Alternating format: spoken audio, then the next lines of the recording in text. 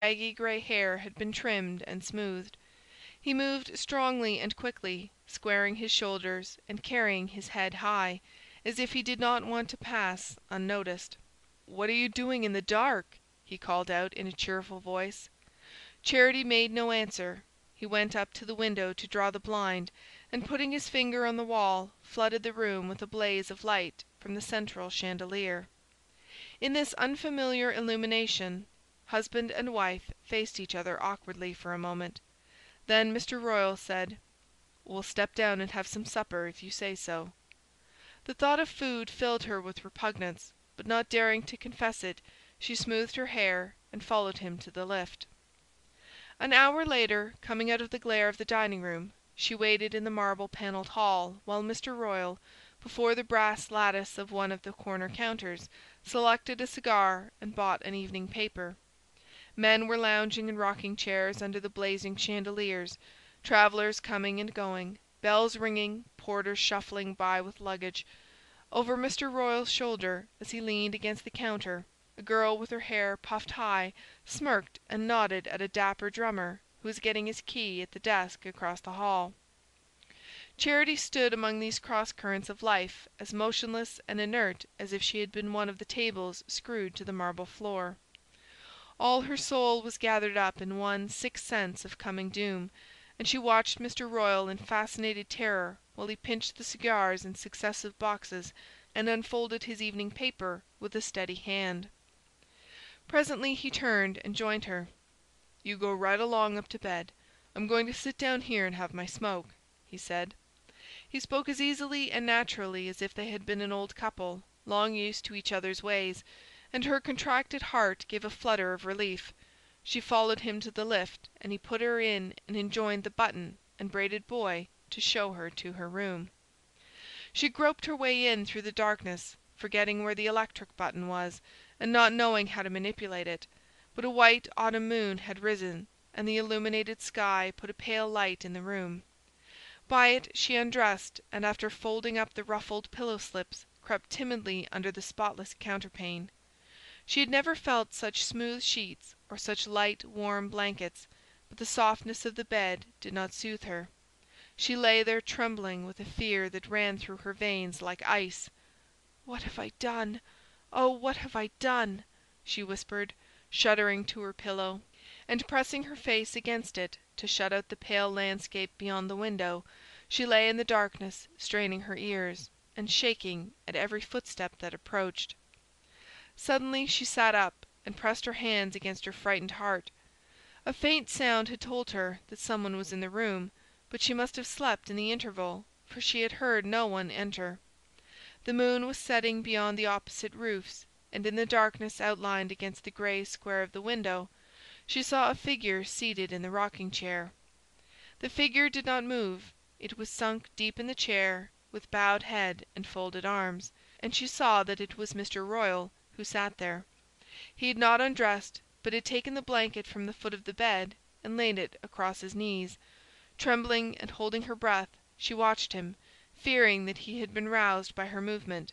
But he did not stir, and she concluded that he wished her to think he was asleep. As she continued to watch him, ineffable relief stole slowly over her, relaxing her strained nerves and exhausted body. He knew then, he knew. It was because he knew that he had married her, and that he sat there in the darkness to show her she was safe with him. A stir of something deeper than she had ever felt in thinking of him flitted through her tired brain, and cautiously, noiselessly, she let her head sink on the pillow. When she woke, the room was full of morning light, and her first glance showed her that she was alone in it. She got up and dressed, and as she was fastening her dress, the door opened, and Mr. Royal came in. He looked old and tired in the bright daylight, but his face wore the same expression of grave friendliness that had reassured her on the mountain. It was as if all the dark spirits had gone out of him. They went downstairs to the dining-room for breakfast, and after breakfast he told her he had some insurance business to attend to. "I guess while I'm doing it, you'd better step out and buy yourself whatever you need." He smiled, and added with an embarrassed laugh, "You know I always wanted you to beat all the other girls." He drew something from his pocket, and pushed it across the table to her, and she saw that he had given her two $20 bills. "If it ain't enough, there's more where that came from. I want you to beat 'em all hollow," he repeated. She flushed and tried to stammer out her thanks, but he had pushed back his chair and was leading the way out of the dining room. In the hall he paused a minute to say that if it suited her they would take the 3 o'clock train back to North Dormer. Then he took his hat and coat from the rack and went out. A few minutes later Charity went out too. She had watched to see in what direction he was going, and she took the opposite way and walked quickly down the main street to the brick building on the corner of Lake Avenue. There she paused to look cautiously up and down the thoroughfare, and then climbed the brass-bound stairs to Dr. Merkel's door. The same bushy-headed mulatto girl admitted her, and after the same interval of waiting in the red plush parlour, she was once more summoned to Dr. Merkel's office. The doctor received her without surprise and led her into the inner plush sanctuary. "I thought you'd be back, but you've come a mite too soon. I told you to be patient and not fret," she observed, after a pause of penetrating scrutiny. Charity drew the money from her breast.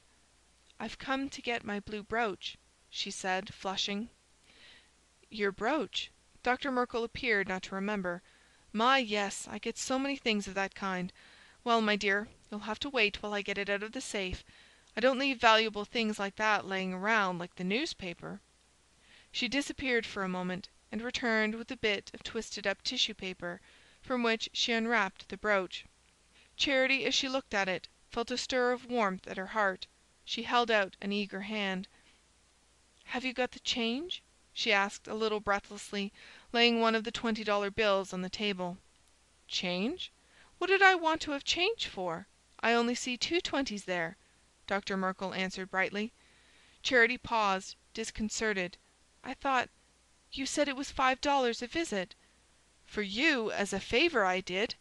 But how about the responsibility and the insurance? I don't suppose you ever thought of that. This pin's worth $100 easy. If it had got lost or stole, where'd I be when you come to claim it?" Charity remained silent, puzzled and half convinced by the argument, and Dr. Merkel promptly followed up her advantage. "I didn't ask you for your brooch, my dear. I'd a good deal ruther folks paid me my regular charge than have 'em put me to all this trouble." She paused, and Charity, seized with a desperate longing to escape, rose to her feet and held out one of the bills. "Will you take that?" she asked. "No, I won't take that, my dear, but I'll take it with its mate, and hand you over a signed receipt if you don't trust me." "Oh, but I can't. It's all I've got," Charity exclaimed. Dr. Merkel looked up at her pleasantly from the plush sofa. "It seems you got married yesterday, up to the 'Piscopal church. I heard all about the wedding from the minister's choreman. It would be a pity, wouldn't it, to let Mr. Royal know that you had an account running here? I just put it to you as your own mother might." Anger flamed up in Charity, and for an instant she thought of abandoning the brooch and letting Dr. Merkel do her worst. But how could she leave her only treasure with that evil woman? She wanted it for her baby. She meant it, in some mysterious way, to be a link between Harney's child and its unknown father. Trembling and hating herself while she did it, she laid Mr. Royal's money on the table, and catching up the brooch, fled out of the room and the house. In the street she stood still, dazed by this last adventure, but the brooch lay in her bosom like a talisman, and she felt a secret lightness of heart.